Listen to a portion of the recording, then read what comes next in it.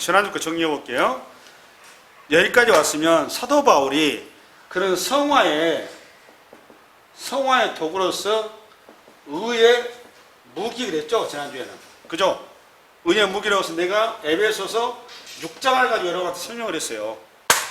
근데 의의 무기는 어떤 데 쓰는 건가 하면 세상 가운데 나가 어떻게 상대할 것이냐라고 할 때 의의 무기예요, 성화에.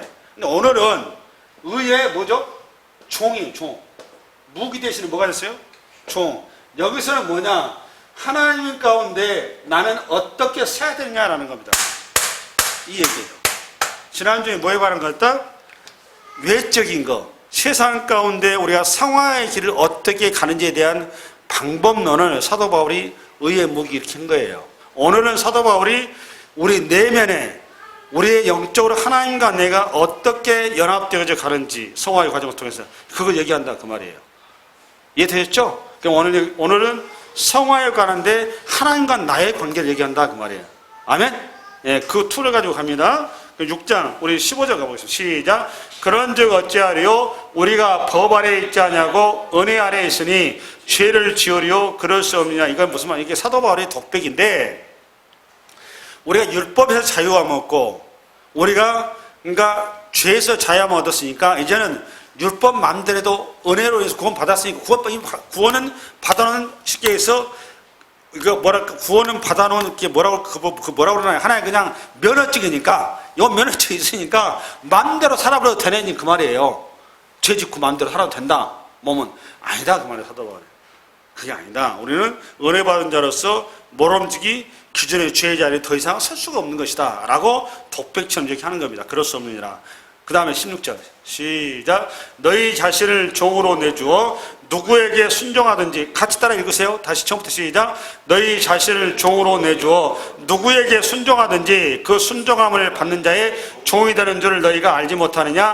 혹은 죄의 종으로 사망에 이르고 혹은 순종의 종으로 의에 이르느니라. 오늘 여러분 16절부터 마지막까지를 큰 그림 속에서 하나 그려드릴게요.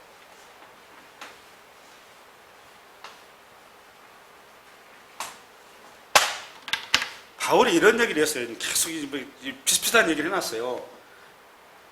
대적법을 통해서 죄의 종과 처음에는 순종의 종이 나와요. 순종의 종. 그 다음에 죄의 종 한 다음에 의의 종 이렇게 나옵니다. 그러면 여러분 자꾸 사도 바울은 종이라 이렇게 별로 반갑지 않은 단어를 써요. 근데 복음서에 들어가면 똑같은 상황에서 우리 예수님께서는 종 대신에 뭘 쓴 줄 아세요? 하나님 나라 비유할 때마다 자꾸 쓴 단어가 청직이라는 단어입니다. 무슨 단어? 청직이. 그러면 종과 청직의 차이가 뭔지 아세요? 종은 단어가 틀리죠? 둘로스요, 둘로스. 요거는 디아코노스. 둘로스와 디아코노스인데 요거는 우리 식으로 집사예요. 요거는 말 그대로 이거 노예입니다, 노예. 집사하고 노예의 차이가 뭘까요? 요거는 우리 식으로 말하면, 여러분 식으로 이해하자면 요거 율법에 관한 것이고, 율법으로 대한다 그 말이에요. 여러분 법 앞에가 완전히 노예되는 거죠. 우리가 법 앞에 꼼짝 못 하는 거잖아요. 여기는 집사랑 어떤 관계일까요? 사랑으로 대한다 그 말이에요. 그러면 이쪽은 여기 인격적으로 간다 그 말이에요. 그러니까 여러분 우리 예수님께서 신이 인간하고 어떻게 친구가 될 수가 있으면 어떻게 가족이 될 수가 있겠습니까? 말도 안 되는 얘기죠. 근데 신이 인간한테 지금 자기하고 동일한 레벨에서 지금 같이 가자는 거잖아요. 우리 자유의지를 준 거잖아요, 지금. 대단한 존재예요, 저와 여러분이. 네, 그러면 사도 바울은 왜 종이라는 표현을 썼나 그 말이에요. 오늘 16절에서는 이거예요. 이 종이라는 표현을 쓰는 이유는 청직이나 종이나 세 가지 원리가 있어요. 몇 가지 원리? 세 가지 원리. 그걸 정리합니다.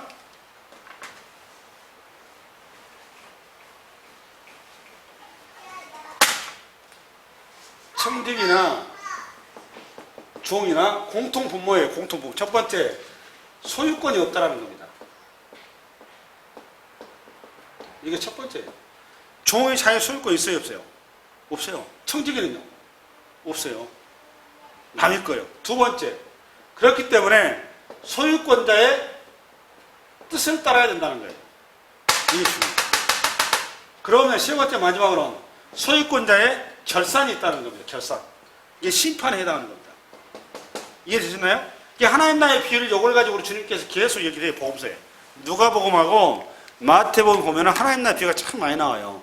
그 내용의 핵심 골자가 이겁니다. 주인의 것이고 주인의 뜻이어야 되고 주인께서 반드시 결산한다 그 말이에요. 이 툴을 가지고 오늘 로마서 6장이 정리가 돼 있어요. 이걸 좀 풀어야 됩니다. 오늘 6장 16절 이 말입니다. 다시 읽겠습니다. 시작. 너희 자신을 종으로 내주어 누구에게 순종하든지 그 순종함을 받는 자의 종이 되는 줄 너희가 알지 못하느냐? 혹은 죄의 종으로 사망에 이르고 혹은 순종의 종으로 의에 이르냐? 지금 사도 바울이 지금 여기서 뭐에 목매여 있는가 하면 소유권에 목매여 있는 거예요.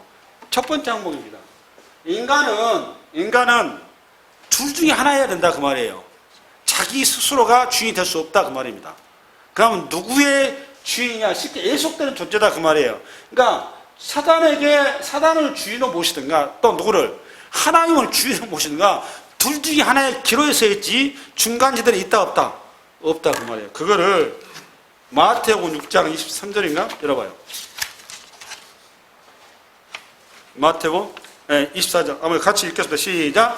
한 사람이 두 주를 섬기지 못할 것이니 혹 이를 미워하고 저를 사랑하거나 혹 이를 중히 여기고 저를 강히 여기거나 너희가 하나님과 재물을 겸하여 섬기지 못하느니라. 우리는 그 하나님과 재물을 같이 섬길 수 있다 없다? 없어요. 앞을 봐보세요. 이 원리가 이런 거예요. 죄라고 하는 것은 잘 봐보세요. 죄라고 하는 것은 하나님과 인간 사이는 무한한 자원을 유한 인간에게 파이프라인으로 연결되어 있단 말이에요. 그래서 인간은 스스로 설 수 있는 존재가 아니란 말이에요. 그렇죠? 근데 인간이 스스로 설 수 있으려면 딱 한 가지 방법밖에 없어요. 하나님 앞에 붙어 있어야 돼. 이 파이프라인에서 계속해서 무한한 자원을 공급받을 때 인간은 설 수 있다 그 말이에요. 근데 인간이 건방지게 자기 스스로 서겠다고 나선 겁니다. 그게 지금 선악과 사건이에요. 그 자기가 이걸 딱 끊고 스스로 서겠다고 이렇게 나섰을 때 나타나는 현상이 스스로 섰냐 그 말이에요. 스스로 못 섰죠. 어떻게 되나요? 딱 스스로 보니까 나도 또 누가 또다시 의지를 해야 돼. 그냥 이제 하나님 못 의지하고 누구? 마귀 앞에 예속이 되어버렸다 그 말이에요. 이 현상은 어떤 현상이 벌어지냐? 유한하다 보니까 나무가 영양분을 공급하지 않으면 바로 나무가 안 죽죠. 그죠? 어느 일정 기간 살아요. 물을 공급하면. 그러다가 서서히 그 한계를 드러내서 말라 비틀어 죽잖아요. 똑같은 거예요. 인간은 이미 여기서 죽은 겁니다. 근데 서서히 죽어가는 거예요. 근데 그러다 보니까 계속 뭐 하냐면 이 공급이 안 되다 보니까 목마른 거예요. 갈급해. 그러니까 이 갈급한 거를 이걸 보충해야 될 거 아닙니까? 보충하는 방식이 어떻게 하느냐? 남의 것을 자꾸 빼앗아와. 이렇게. 이게 전쟁이에요. 이게 사기치는 것을 시기하고 질투하고 인간 사이라는 모든 이런 여러분이 생각하는 그런 내용들이 전부 다 여기 해당하는 겁니다. 유한한 자원을 가지고 유한하게 살리다 보니까 계속 남의 것을 착취하고, 그러니까 인간의 역사가 뭐냐? 착취의 역사예요. 인간의 역사는. 그게 죄의 열매다 그 말이에요. 아멘? 예. 그래서 우리는 둘 중에 하나가 된다고 말해요. 마귀에게 들어갔는지 하나님께 들어갔는지 그거를 누가복음 12장에 잘 나와 있어요. 한번 볼까요? 시작. 강한 자가 무장을 하고 자기 집을 지킬 때는 그 소유가 안전하되 더 강한 자가 와서 그를 굴복시킬 때는 그가 믿던 무장을 빼앗고 그의 재벌을 나누느니라. 나와 함께하지 아니하는 자는 나를 반대하는 자요 나와 함께 모으지 아니하는 자는 해치는 자니라. 더러운 귀신이 사람에게서 나갔을 때 물 없는 곳으로 다니며 쉬기를 구하되 얻지 못하고 이에 이르되 내가 나온 내 집으로 돌아가리라 하고 가서 보니 그 집이 청소되고 수리되었거늘 이에 가서 저보다 더 악한 귀신 7을 데리고 들어가서 거하니 그 사람의 나중 형편이 전보다 더 심하니라 이거예요. 그러니까 우리가 귀신을 쫓아냈으면 내가 주인 될 수 없다고요. 그 자리에 누가 거기에 들어와야 되죠? 새로운 주인이 올 수 있도록 그 자리를 반드시 초청을 해야 돼. 그 초청하는 방식이 뭡니까? 기도고 믿음인 겁니다. 예수님을 초청해야 돼요. 그러지 않으면 그 자리에 누가 들어온다고 여러분? 귀신이 들어와요. 귀신. 제가 얘기한 거예요. 할렐루야? 첫 번째, 종은 뭐가 들어온다? 종은 주인이 반드시 있다. 내 주인이 마귀냐 아니면 하나님이냐, 이거 둘 중에 하나가 선택해야 돼. 그 선택권 누구한테 있다? 본인한테 있다는 말이에요. 본인한테 있다. 할렐루야. 예. 두 번째는 그럼 하나 본인의 이제 종이 그 다음에는 어떻게 나가느냐 순종일을 가야 되는데 그거는 하나님의 주인의 뜻이 순종을 요구하기 때문에 그렇습니다. 그게 로마서 6장 17절 잘 읽으세요. 시작. 하나님께 감사하리로다. 너희가 본래 죄의 종이더니 너희에게 전하여 준 바 교훈의 본을 마음으로 순종하여 죄로부터 해방돼 의의 종으로 되었느니라. 또 너희 육신이 연약함으로 내가 사람의 이대로 말하노니 전에 너희가 너희 지체를 부정과 불법에 내주어 불법에 이른 것 같이 이제는 너희 지체를 의에게 종으로 내주어 거룩함이라. 이게 중요해요. 첫 번째는 주인의 것, 그죠? 첫 번째는 주인의 것. 두 번째는 주인의 뜻. 주인의 뜻이 보니까 뭐죠? 보니까 순종하는 거였어요. 앞장에. 그 다음에 주인의 뜻은 또 하나 뭐예요? 거룩함에 이르는 거. 뭐 하는 거? 거룩함에 이르는 거. 그 다음에 이어서 20절 시작. 너희 죄의 종이 되었을 때는 의에 대하여 자유로웠느니라. 21절 너희가 그때 무슨 열매를 얻었느냐. 이제는 너희가 그를 부끄러워하나니 이는 그 마지막이 사망임이라. 그러나 이제는 너희가 죄로부터 해방되고 하나님께 종이 되어 거룩함에 이르는 열매를 맺었으니 그 마지막 영생을 잘 봐보세요. 주인의 뜻은 우리가 거룩한 뭘 맺어야 되는 거죠? 열매를 맺는 겁니다. 그 열매를 맺기 위해서 우리가 어떻게 한다고 여러분? 순종해야 된다 그 말이에요. 그 얘기한 거예요. 그러면 우리가 하나님 앞에 거룩의 길을 가고 의의 열매를 맺고 거룩의 열매를 맺고 생명의 열매를 맺었는데 먼저 하나님의 뜻이 뭐냐? 여기 말하는 열매라는 것이 뭐냐? 마지막은 영생이라고 그랬죠? 영생이라고 뭡니까? 구원이죠. 구원. 그게 잘 나타난 게 우리 요한복음 6장 40절 성부 하나님 주인의 뜻 읽어보고 시작. 내 아버지의 뜻은 아들을 보고 믿는 자마다 영생을 얻는 이것이니 마지막 날에 내가 이를 다시 살리리라 하시니라. 그러니까 하늘 아버지 주인이신 하늘 아버지 뜻이 뭡니까 여러분? 구원이라고 그래요. 구원. 영생 얻는 거. 그 다음에 마태복음 18장 시작. 진실로 너희에게 이르노니 만일 찾으면 길을 잃지 아니한 99마리보다 이것을 더 기뻐하리라. 이와 같이 작은 자 중에 하나라도 이런 것은 하늘에 계신 너희 아버지의 뜻이 아니라. 그냥 하나님 아버지의 뜻이 뭡니까? 99마리도 중요하지만 잃어버린 한 마리도 반드시 어떻게 되는 거? 구원함에 이르는 거. 그러니까 아버지 하늘 아버지의 뜻은 잘 알았어요. 결국 우리가 거룩한 열매 의의 열매를 맺어야 될 그 열매의 목적지는 뭐라고 여러분? 구원이에요. 구원. 그런데 잘 봐보세요. 우리가 주인의 뜻을 잘 알았어요. 그렇죠? 잘 알았는데 앞으로 봐보세요. 주인의 뜻은 거룩한 열매를 맺는 거예요. 열매. 거룩한 열매가 보니까 이게 영생이에요. 보니까 영생. 근데 이 길을 가야 되는데 저와 여러분은 죄로부터 구원함을 받았지만 의인으로 나왔지만 우리는 죄에 익숙합니까? 우리가 의에 익숙합니까? 솔직하게 얘기해서 죄에 익숙하죠. 왜 그럴까요? 우리의 본질이 죄이기 때문에 그래요. 그래서 우리는 자꾸 어디로 자꾸 가려고 그러죠? 죄 쪽으로 가려고 그러는 거예요. 이거를 성경적 용어로 미혹 그러는 겁니다. 뭐라고 여러분? 미혹. 이게 히브리서에 잘 나와 있는데 어디를 가는가 하면 이거 좀 말씀 잘 정리해야 됩니다. 히브리서 3장 8절 이거 본문에 없어요. 성경 빨리 찾으세요. 히브리서 3장 8절에서 10절. 일본에 여러분 찾으라고 졸릴 것 같아서 제가 PP를 안 띄웠습니다. 3장 8절부터 열어보세요. 근데 중요해요, 내용이. 다 된가? 우리 성경도 같이 보세요. 성경 3장 8절 시작.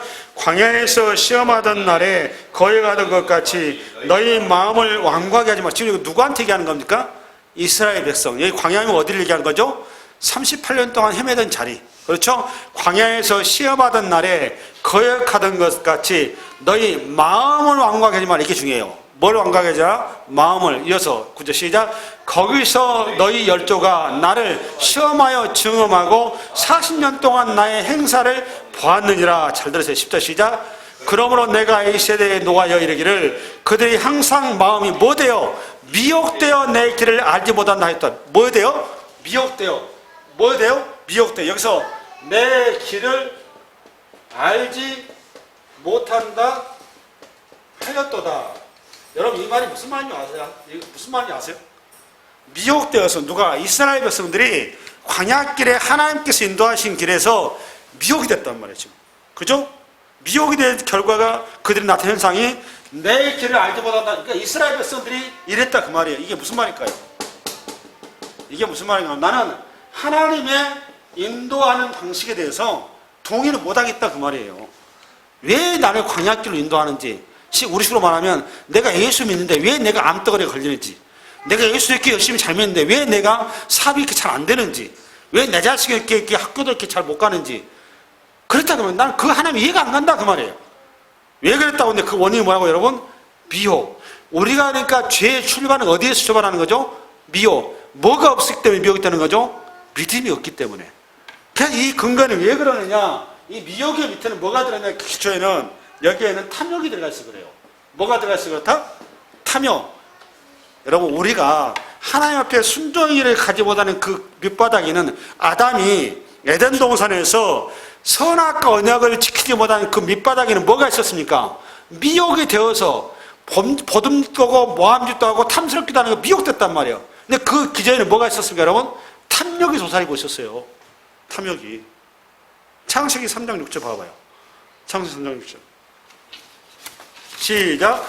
여자가 그 나무를 본즉 먹음직도 하고 보암직도 하고 지혜롭게 할 만큼 탐스럽기도 한 나무인지라 여자가 그 열매를 따먹고 자기와 함께 있는 남편에게도 주매 그도 먹은지라. 이걸 그대로 요한일서 2장 16절에 잘 나오죠. 시작. 이는 세상에 있는 모든 것이 육신의 정욕과 안목의 정욕과 이생의 자랑이 다 아버지께로부터 온 것이 아니요 세상으로부터 온 것이다. 이것을 뭐라고 그러죠 여러분? 미혹 그러는 거예요. 이게 지금 기초가 뭐라고 여러분? 탐욕이에요. 탐욕. 그러니까 우리가 하나님 앞에 하나님의 뜻을 세워나가는 그 길에 가장 큰 장애물이 미혹으로 일어나는 뭐다 여러분? 탐욕이다 그 말이에요. 그런데 여러분 탐욕에는 여러분 생각할 때 뭘 같습니까? 오늘 딱 들어보니까 세 가지가 나왔죠. 육신의 정욕, 또 하나는 안목의 정욕, 또 하나는 이생의 자랑. 이게 다 탐욕이에요. 예를 들어볼게요. 시간이 없는데 올해 대부분이 우리가 물질에 관한 것만 많이 생각을 하기 쉬워요. 탐욕 그런 맞죠? 근데 물질에 관한 것만 하는 게 아닙니다. 아간이 물질로 넘어졌죠. 그렇죠? 아방이 물질로 넘어졌잖아요. 그죠? 게하시가 물질로 넘어졌어요. 무엇보다 여러분 잘 알고 있는 사무엘이 물질로 홀라서 넘어져 버렸잖아요. 왕인데도. 그렇죠? 그렇게 사람이 물질에 약해요. 근데 여러분 이 탐욕의 얼굴이 너무너무 다양합니다. 물질만 있는 게 아닙니다. 심지어 여러분 잘 들어봐 보세요. 선한 행위도 탐욕이 될 수가 있어요. 이거 잘 들으셔야 됩니다. 이게 대표적인 사람이 누구냐? 이게 좌파 목사들이에요. 선한 행위가 이것도 탐욕이 될 수가 있습니다. 자기 의가 되는 건 다 탐욕이에요. 지식도 탐욕이 될 수 있어요. 무엇도? 지식도. 어떤 분은 죽으라고 공부만 하신 분들 계세요. 또 일이 탐욕이 되는 분도 계세요. 일. 무엇도? 일도.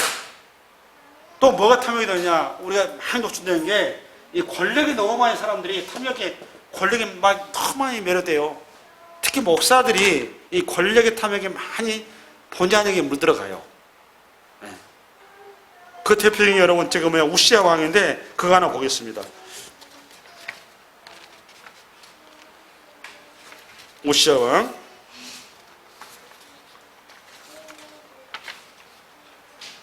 역대하 26장 16절 폈나요? 앞으로 가보세요. 앞에 시작. 또 예루살렘에서 재주 있는 사람들에게 무기를 구하게 하여 망대와 성곽위에 두어 화살과 큰 돌을 쏘고 던지게 하였으니 그의 이름이 멀리 퍼지면 기이한 도우심을 얻어 강성해짐이었더라. 16절 시작. 그가 강성해짐에 그의 마음이 교만해. 잠깐 여기서 그는 우시야 왕이에요. 그러니까 여러분 강성할 때 내가 잘 나갈 때 조심해야 돼요. 그가 강성해짐에 그 마음이 어떻게 해서 교만해서 악을 행하여 그의 하나님 여호와께 범죄하되 곧 여호와의 성전에 들어가서 향단에 분향하려 선지라. 제사장 아사랴가 여호와의 용명한 제사장 80명을 데리고 그의 뒤를 따라 들어가서 우시야 왕 곁에 서서 그에게 이르되 우시야여 여호와께 분향하는 일은 왕이 할 바가 아니요 오직 분향하기 위하여 구별을 받은 자손 제사장들이 할 바니 성소에서 나가소서. 왕이 범죄하였으니 하나님 여호와께서 영광을 얻지 못하리이다. 우시아가 손으로 향로를 잡고 분향을 하다가 화를 내니 그가 제사장에게 화를 낼 때 여호와의 전한 향단 곁 제사장들 앞에서 그의 이마에 뭐가? 나병이 생기더라. 이렇게 탐욕이 무서운 거예요. 그래서 탐욕을 우리 골로새 이렇게 얘기했어요. 한번 읽어볼까요? 5장 13절 시작. 그러므로 땅에 있는 지체를 죽이라. 곧 음란과 부정과 사욕과 악한 정욕과 탐심이 뭐다? 우상 숭배니라. 이게 탐심이 그러니까 음란도 탐심이고 부정도 탐심이고 사욕도 탐심이고 악한 정욕도 탐심이란 말이에요. 이렇게 탐욕의 얼굴이 다양하다 그 말이에요. 그러니까 안목의 정욕, 육신의 정욕, 이신의 장애이 전부 다 뭐다? 탐심이라는 겁니다. 이게 하나님 앞에 순종기를 가고자 하는 우리에게 큰 장애물로 나아간다 그 말이에요. 아멘? 그러면 우리가 이것을 극복할 수 있는 방법이 없냐 그 말이에요. 우리가 정말 의의 열매, 무슨 열매? 의의 열매를 거룩한 아까 의의 열매 영생을 맺는 방식이 뭐겠는가? 요한복음 15장에 나옵니다. 요한복음 15장에 있겠습니다. 시작. 나는 포도나무요 내 아버지는 농부라. 물은 내게 붙어있어 열매를 맺지 아니하는 가지는 아버지께서 그것을 제거해 버리시고 물은 열매를 맺는 가지는 더 열매를 맺게 하려 하여 그것을 깨끗하게 하시니라. 너희는 내가 일러준 말로 이미 깨끗해졌으니 내 안에 거하라 이거예요. 그러니까 우리가 거룩한 열매를 맺을 수 있는 유일한 방법이 뭡니까 여러분? 아버지 안에 거하는 겁니다. 아버지 안에 거한다고 하면 예수와 연합되는 걸 얘기하는 거예요. 맞죠? 여러분이 오늘 요한복음 15장에는 우리 주님께 십자가의 자달에 되기 바로 직전에 하신 말씀입니다. 마지막 유언서예요. 이게 지금 유언서에서 우리에게 간곡히 부탁한 말씀입니다. 너희야말로 내가 십자가에서 제물이 될 때 실족하지 말라는 거예요. 그럴수록 누구를 붙들라는 겁니까? 예수를 붙들라 그 말이에요. 할렐루야. 그것만 유일하게 우리가 열매 맺을 수 유일한 길이라는 겁니다. 비가 오나 눈이 오나 바람이 부나 풍수가 하잖아. 어떤 상황이 벌어져도 우리가 열매 맺을 수 유일한 길은 뭐다 여러분? 예수만 붙드는 겁니다. 포도나무에 그냥 붙어 있어야 돼요. 열매는 어디에서 열매 맺히나요? 가지에서 맺혀요. 나무에서 맺히는 게 아니에요. 그렇죠? 예수가 열매를 맺힌 게 아니라 우리가 맺혀. 근데 우리가 열매를 맺어야 되는데 이 열매가 감나무면 안 돼. 포도나무여야 된단 말이에요. 사과나무여도 안 돼요. 무슨 나무? 포도나무 열매, 예수의 열매를 맺혀야 돼. 그 신약으로 왔더니 그게 성령의 열매인데 뭐였습니까 여러분? 사랑의 열매였단 말이에요. 사랑의 열매. 그게 구원의 열매란 말이에요. 구원의 열매. 할렐루야. 열매를 맺는 유일한 방식이 뭐다? 가지는 나무에 줄기에 붙어 있어야 된다 그 말이에요. 할렐루야. 아멘. 아멘. 예. 그러면 여기까지 좀 정리가 되었으면 이제 빨리빨리 넘어가야 될 것 같은데,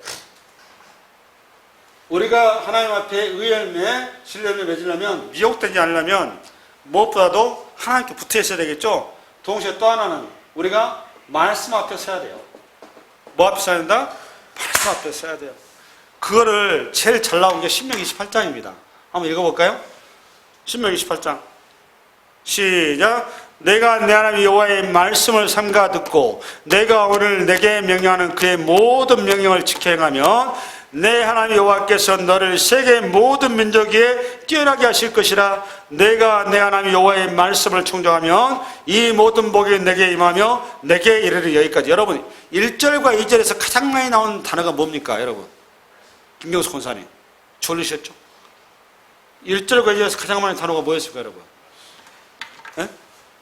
이 명령이라 그 말은 이것도 말씀이에요. 그러니까 이게 말씀이란 말이에요. 말씀이 가장 많이. 그러니까 신명기 10편 그 유명한 복에 관한 복과 저주에 관한 내용입니다. 우리가 복 받을 수 유일한 길은 뭐밖에 없다는 거죠? 말씀 앞에 순종하는 것밖에 없다는 거예요. 근데 이거를 이게 너무너무 어떻게 보면 당연한 원리고 당연한 내용임에도 불구하고 이게 쉽지 않다는 데 문제예요. 그 사례를 한번 보여드릴게요. 에레미야서인데 에레미야서 38장 열어보십시오. 요거하고 바로 결과로 가겠습니다. 에레미야 38장. 요것도 여기 안 돼 있어요. PP가. 에레미야 38장 열어보세요. 38장 17절부터 하겠습니다. 17절. 38장 17절. 앞으로 봐보세요. 앞에 PP가 잘 되네요. 시작. 에레미야가 시드기야에게 이르되 만구의 하나님이신 이스라엘의 하나님 여호와께서 이와 같이 말씀하시되 내가 만일 바벨론의 왕의 고관들에게 항복하면 내 생명이 살겠고 이 성이 불사람을 당하지 아니하였고 너와 내 가족이 어떻게 하리라? 그 다음에 18절 17절 18절 가족이 살겠고 그거 안 나와? 38장 17절 살려니와 그 다음에 19, 18절 내가 만일 나가서 바벨론의 왕의 고관들에게 항복하지 아니하면 이 성이 갈대아인의 손에 넘어가리. 잠깐만, 갈대아인이다 그 말은 대명사를 썼는데 바벨론을 얘기하는 겁니다. 이해가셨죠? 갈대아인 누구라고 여러분? 바벨론. 바벨론의 손에 넘어가서 그들이 이 성을 불살할 것이며 너는 그들의 손을 벗어나지 못하리라 하셨나이다. 19절 시드기야 왕이 에레미야에게 이르되 나는 갈대인에게 항복한 유다인을 두려워하노라. 염려하건대 갈대인이 나를 그들의 손에 넘기면 그들이 나를 조롱할까노라 하느니라. 20절 에레미야가 이르되 그 무리가 왕을 그들에게 넘기지 아니하리라.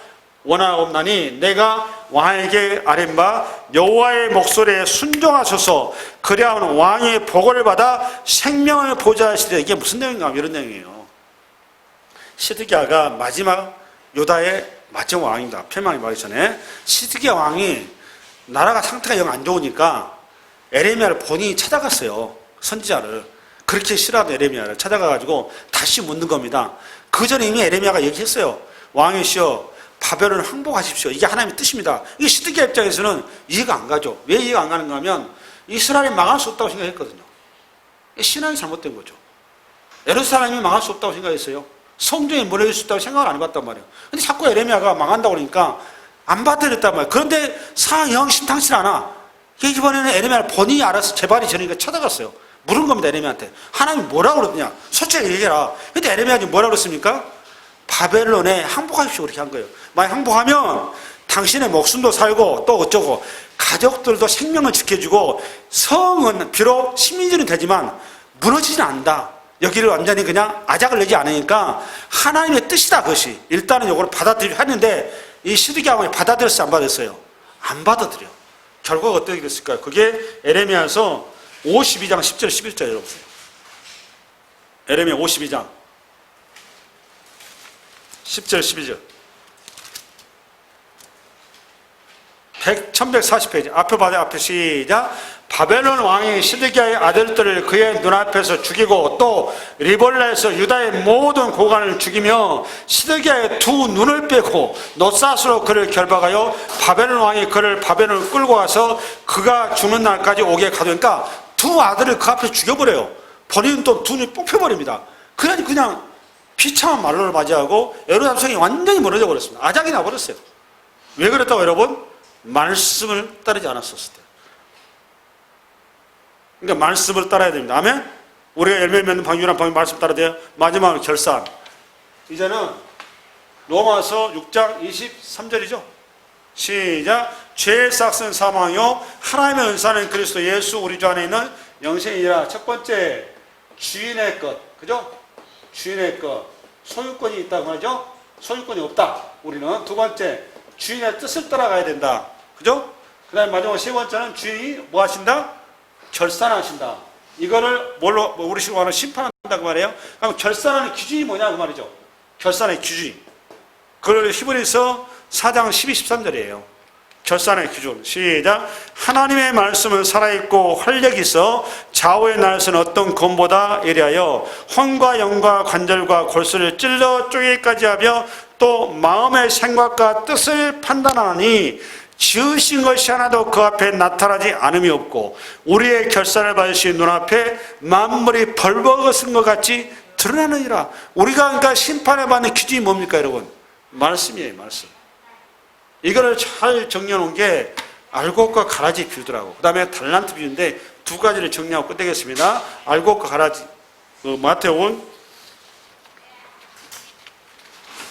14절 앞에 나왔는데 잘 들어보세요. 결산이에요. 시작. 예수께서 그들 앞에 또 비유를 들어 이르시되 천국은 좋은 씨를 재밭에 뿌린 사람과 같으니 사람들이 잘 때 그 원수가 와서 곡식 가운데 가라지를 덧뿌리고 갔더니 싹이 나고 결실할 때 가라지도 보이거늘 집주인의 종들이 와서 말하되 주여 밭에 좋은 씨를 뿌리지 아니하였나이까? 그런데 가지가 어디서 생겼나이까?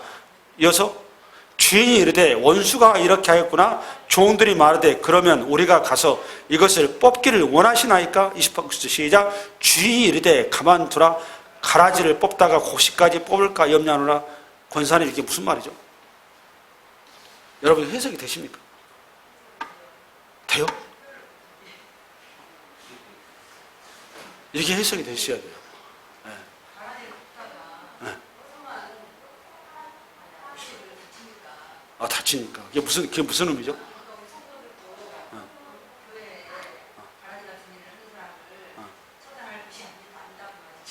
아, 그래요? 네. 네.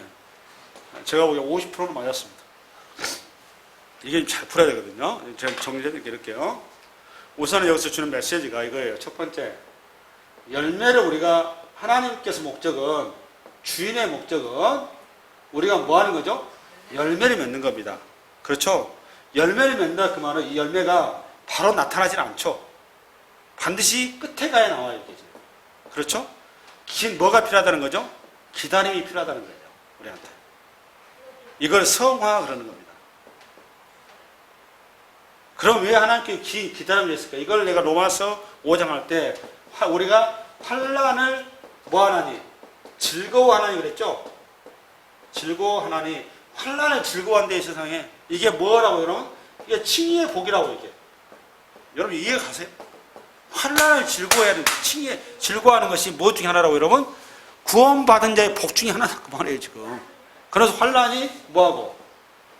인내를 낳고, 인내가 연단을 낳고, 연단이 소망을 이루는 이렇게 돼 있죠. 예. 여러분 결국 이 환난이 우리가 즐거워하는 이유는, 자랑하는 이유는 환난을 통해서 뭘 낳는다는 목적지가 소망. 이 소망이 무슨 소망이라고 했어요 여러분? 구원의 소망이에요. 여기 여러분 누트의 열매는 아까 거룩한 열매라고 그랬죠. 이게 뭐였습니까? 영생이라고 그랬죠. 영생이 뭡니까? 구원이죠. 구원. 그럼 왜 여기가 가라지를 그대로 놓았을까요? 이 가라지가 뭘 일으키는 거죠? 환난을 일으키는 거예요. 이 환난을 통해서 여러분 어떻게 된다는 거죠? 우리가 인내하게 된다는 겁니다. 동시에 인내를 통해서 우리에게 얻어지는 열매가 뭡니까? 우리가 단단해진다는 거예요. 우리가 신앙이 더 견고해진다는 겁니다. 그래서 우리의 구원이 더 견실하게 된다 이 말이에요. 나무 식물학자 얘기 들어오면 태풍이 몰아치고 비바람이 많을수록 나무에게 나타나는 현상이 있답니다. 비바람이 별로 없고 평탄한 데는 나무의 뿌리가 굉장히 얕대요. 근데 비바람이 몰아친 데 있죠. 특히 사막에 있는 나무 있죠. 이게 씨띠나무라고 여러분 성경에 나오죠. 씨띠나무의 뿌리가 몇 미터 정도 된 줄 아세요? 몇 킬로 정도 돼요. 이게 지금 사막의 그 나무, 그러니까 법게 만드는 나무가 씨띠나무거든요. 그 나무가 정말 초라해요. 그런데 그 나무 뿌리가 엄청나게 밑으로 깔아있어요. 왜 그럴까요? 물의 공급을 받아야 되니까 끊임없이 파고 들어가는 겁니다. 생존해야 되니까. 환란이 그렇다는 말이에요. 그러니까 저와 여러분에게 주는 환란이 우리를, 신앙을 튼튼하게 해가는 건다 그 말이에요. 그게 성화의 길이다 그 말입니다. 아멘?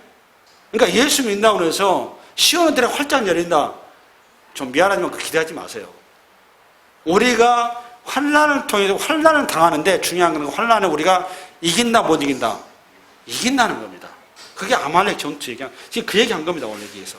그러니까 우리의 결산이 그렇게 이루어진다는 거예요. 또 하나 뭘 가야 되는가 하면 달란트 비교 가보려는가? 마지막으로 미안한데 마태복음 25장 24, 25절 한번 읽어보겠습니다. 22절부터 시작. 2달란트 받았던 자도 와서 이르되 주인이여 내게 2달란트를 주셨는데 벗어서 내가 또 2달란트를 남겼나이다.